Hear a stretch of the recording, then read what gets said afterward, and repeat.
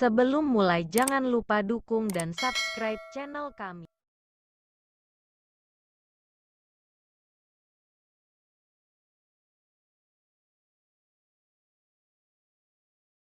Ibu yang dimuliakan Allah, banyak kaum muslimin tak melaksanakan qabliyah dan ba'diyah.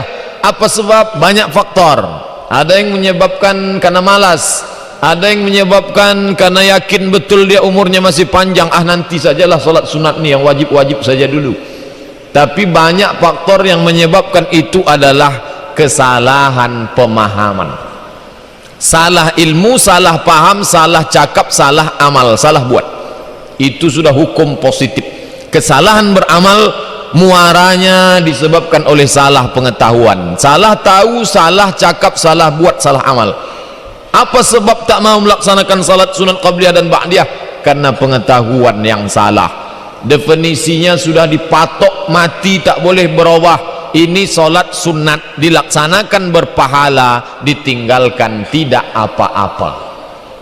Akhirnya tak pernah salat sunat karena ditinggalkan tidak apa-apa. Padahal dia adalah dalam hadis Sunan Tirmizi riwayat Imam Abu Isa At-Tirmizi, apa kata Nabi SAW?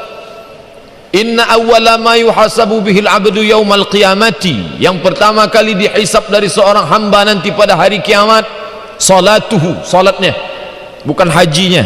Berapa kali dia pergi ke Baitullah, berapa kali dia umrah, berapa masjid yang dia bangun, itu semua akan dihisab, akan dihitung. Tapi yang pertama dah dihisab, inna awwala, yang pertama kali dihisab salatuhu, salatnya. Idza saluhat, kalau salatnya baik, faqad aflaha wa anjaha, maka dia orang yang beruntung dan orang yang berhasil. Idza fasadat, kalau salatnya rusak, faqad khaba wa khasira, maka dia sesungguhnya orang yang merugi dan sia-sia. Lalu di mana letak salat sunat? Fa inin taqasat min faridatihi syai'un, kalau ada kekurangan pada salat fardunya.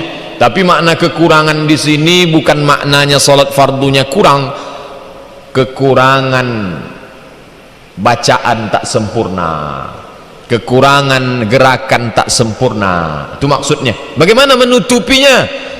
Apakah dapat ditutup dengan sedekah? Kata Nabi tidak. Fa inin taqasat min faridatihi syai'un, maka Allah berfirman kepada malaikat, apa kata Allah? Unzuru, hai malaikat, tengok, lihat, perhatikan, hal li abdi min tatawu'in, apakah hambaku ini ada salat sunatnya atau tidak? Fayukammalu man taqasat min faridatihi, maka disempurnakanlah kekurangan-kekurangan itu dengan salat-salat sunat. Oleh sebab itu kita yang merasa kekurangan banyak, kadang tumakninah tak sempurna, kadang bacaan kita tak lengkap seperti yang diajarkan Rasul, kadang pula hati kita tak sekhusyuk yang diharapkan. Oleh sebab itu bagaimana menutupi kekurangan itu? Dengan salat sunat.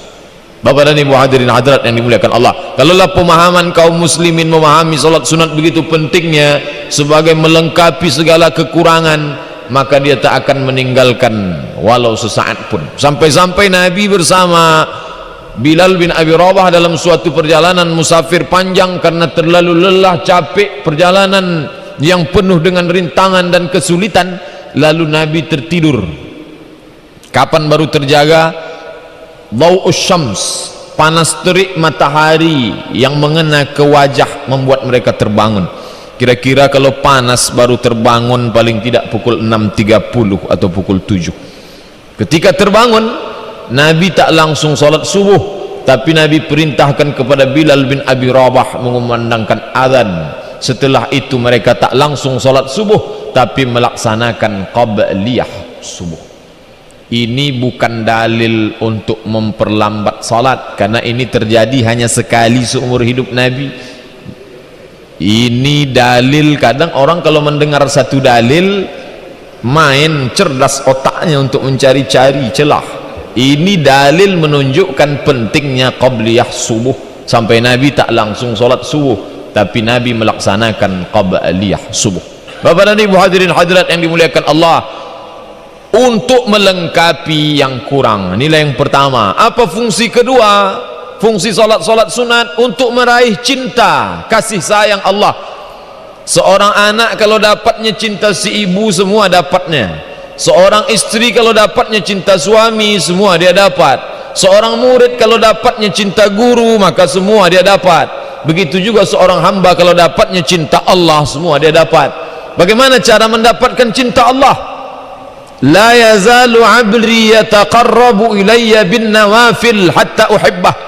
Hambaku mendekatkan diri kepadaku bin nawafil, dengan ibadah-ibadah sunnat, bukan yang wajib.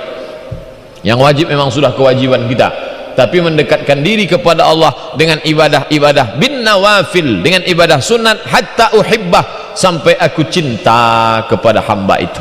Cara mendapatkan cinta Allah adalah dengan melazimkan diri dengan salat-salat sunat, di samping sedekah sunat, di samping amalan-amalan sunat lainnya. Bapak dan Ibu hadirin hadirat yang dimuliakan Allah, oleh sebab itu badan sehat, segar bugar, tak kurang satu apapun, kesempatan ada, waktu luang, maka kita manfaatkan solat sunat ini untuk mengisi waktu, untuk mendekatkan diri kepada Allah Subhanahu wa taala. Wasta'inu, mintalah pertolongan kepada Allah bis sabri was salah, dengan sabar dan salat. Solat sunat salah satu sarana untuk mendekatkan diri kepada Allah, meminta tolong kepada Allah. Bagaimana cara minta tolong? Saya dapat minta bantuan bapak dan ibu. Pak, bu, bantu saya. Insya Allah bapak dan ibu akan bantu saya. Bagaimana mendapatkan bantuan dan pertolongan, memohon kepada Allah? Tak cukup hanya sekedar berwuduk mengangkat kedua tangan, tak cukup hanya sekedar bersimpuh sujud, tapi diajarkan wasta'inu bis sabri was salat, dengan salat. Fungsi salat sunat sebagai bentuk pemanasan menuju masuknya salat wajib. Kenapa begitu? Bapak Ibu yang dimuliakan Allah Subhanahu wa taala, kita tak dapat langsung masuk ke salat fardu, meskipun definisi salat adalah aqwalun, ucapan, wa af'alun, perbuatan, mufattatahatun bitakbir, dibuka takbiratul ihram, wa mukhtatamatun bitaslim, ditutup dengan salam. Dibuka takbir, ditutup salam. Tapi kita tak dapat memulainya dari takbir, tapi dimulai dari solat-solat sunat. Makanya Nabi bangun malam, dia tak langsung solat dengan ayat yang panjang, tapi dia salat rak'ataini khafifataini, salat ringan 2 rakaat. Untuk apa? Supaya otot kaki tak kejang, supaya untuk melatih masuk ke dalam solat. Begitu juga dengan kita, tak langsung solat zuhur, tapi qabliyah zuhur. Tak langsung salat asar, qabliyah asar. Tak langsung salat subuh, tapi qabliyah subuh. Untuk apa? Untuk melatih diri untuk menuju salat yang fardu, yang kuat. Bapak dan Ibu hadirin hadirat yang dimuliakan Allah Subhanahu wa taala, adapun manfaat kesehatan fisik yang didapat dari salat tak diragukan lagi.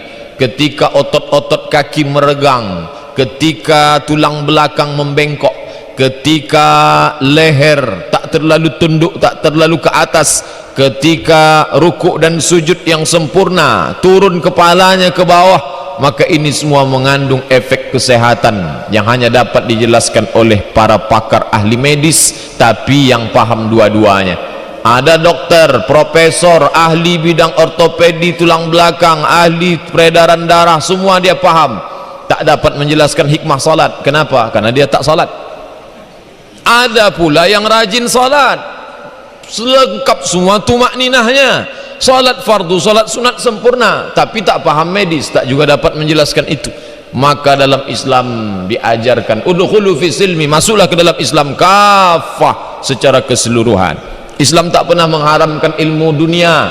Makanya doa yang diajarkan, Rabbana atina fid dunya hasanah wa fil akhirati hasanah.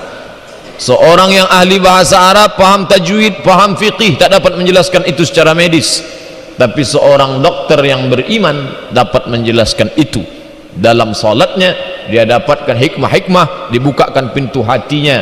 Bapak dan Ibu hadirin hadirat yang dimuliakan Allah, kalau kita ditanya mengapa salat, ada manfaat di dalamnya, tapi kita salat bukan karena itu. Dikhawatirkan kalau salat karena gerakan fisik itu, nanti orang salat niatnya bercampur antara lillahi ta'ala dengan sport, antara lillahi ta'ala dengan ada manfaat. Padahal kita disuruh salat wa ma umiru, tidaklah mereka diperintahkan illa liya'budullah, melainkan ibadah kepada Allah mukhlisina lahuddin, ikhlas. hanya karena Allah Subhanahu wa ta'ala. Bahwa dalam salat itu ada manfaat yang zahir dan batin, alhamdulillah, tapi kita salat bukan karena itu. Manfaat itu datang belakangan karena hikmah yang diberikan Allah Subhanahu wa ta'ala. Bapak dan Ibu hadirin hadirat yang dimuliakan Allah, secara fisik umat Islam sehat, secara mental pun sehat. Umat Islam yang mendekatkan diri kepada Allah dengan salat fardu dan salat sunatnya, insya Allah diberikan Allah kekuatan. Di mana letak kekuatan? Bukan pada fisik. Oleh sebab itu banyak orang yang didiagnosa menurut medis amat sangat sehat tapi sakit. Apa sebab? Karena sehat bukan pada fisik, mental, kesehatan mental. Apa yang membuat orang sehat? Tak lain tak bukan dari sumber datangnya sehat. Siapa dia? Huwallah. Wallahu alladzi la ilaha illa huwa. Dialah Tuhan yang tiada Tuhan selain Dia. Di mana letak kekuatan seorang manusia? Pada jiwanya, pada hatinya. Maka di mana letak hati? Dalam genggaman Allah. Qalbul mu'min baina asabi'ir rahman. Hati orang beriman di antara jari jemari Tuhan. Maka dia kuasa untuk membalikkannya. Kalau dia balikkan sempit sesempit-sempitnya, depresi, stres. Kalau dia kuasa dia balikkan lapang selapang-lapangnya, maka lapang melihat kehidupan dunia. Oleh sebab itu Nabi Musa alaihissalam dia memohon kepada Allah. Apa yang dia minta kepada Allah? Rabbi syrahli sadri, lapangkan dadaku. Bapak dan Ibu hadirin hadirat yang dimuliakan Allah, turun ke lapangan dari Allah, turun kepada manusia. Apa yang dilapangkan Allah? Bentuk fisiknya tak bertambah, kepalanya tak membesar. Apa yang dilapangkan? Hatinya dilapangkan Allah untuk menerima segala kemungkinan dalam hidup. Orang yang salat bukan berarti dia tak punya ujian dan cobaan. Masalul mu'min kamasaliz zar'i, perumpamaan orang beriman seperti batang pokok kayu. Bapak Ibu duduk sejenak melihat pohon kayu yang tinggi, angin tak pernah berhenti. La tazalur rihu tumiluhu, angin akan tetap menggoncangkannya, tapi dia tak patah. Apa sebab? Karena dia punya kekuatan. Orang yang salat tetap juga diuji. Orang yang salat tetap juga datang angin silih berganti. Sampai kapan? Sampai mati. Tapi dia tetap kuat. Apa yang membuatnya kuat? Karena semua dia serahkan kepada Allah Subhanahu wa ta'ala. Inna salati wa nusuki wa mahyaya wa mamati lillah. Dulu dia dihormati orang, dicium tangannya, dibukakan pintu mobilnya, bahkan mungkin bekas air minumnya pun diminum orang untuk mencari berkah, walaupun kita tak diajarkan untuk itu. Saking hormatnya dan sanjungnya orang. Tapi sampai masanya orang meninggalkan. Berdukakah orang Islam? Sakitkah hatinya? Jatuhkah perasaannya? Tidak. Kenapa begitu? Karena dia paham dalam salatnya sudah dia serahkan semuanya. At-tahiyatul, segala penghormatan, mubarakatul, segala keberkatan, salawatul, segala puja-puji dan doa-doa, thayyibatul, segala yang baik-baik, lillah, semuanya milik Allah. Tak ada punya kita walau seujung jari, seujung kuku. Semuanya milik Allah. Tu'izzu man tasya, kalau engkau mau kau angkat setinggi-tingginya. Wa tuzillu man tasya, kalau engkau mau kau jatuhkan serendah-rendahnya. Biadikal khair, di dalam genggamanmu segala kebaikan. Bapak Ibu yang dimuliakan Allah Subhanahu wa ta'ala. Oleh sebab itu ibadah-ibadah sunnat ini kita laksanakan saja. Sami'na wa ata'na. Bahwa manfaatnya ditemukan oleh dokter, ditemukan oleh psikolog, ditemukan oleh pakar. Kata mereka ada 100 manfaat salat sunat. Itu baru ibarat tangan yang dicelupkan ke dalam lautan. Yang 100 itu hanya yang melekat di tangan, sisanya samudera yang maha luas. Masih banyak manfaat lain yang belum tertangkap oleh akal lemah manusia. Oleh sebab itu kita beribadah bukan karena temuan-temuan itu, kita beribadah karena Allahu Akbar.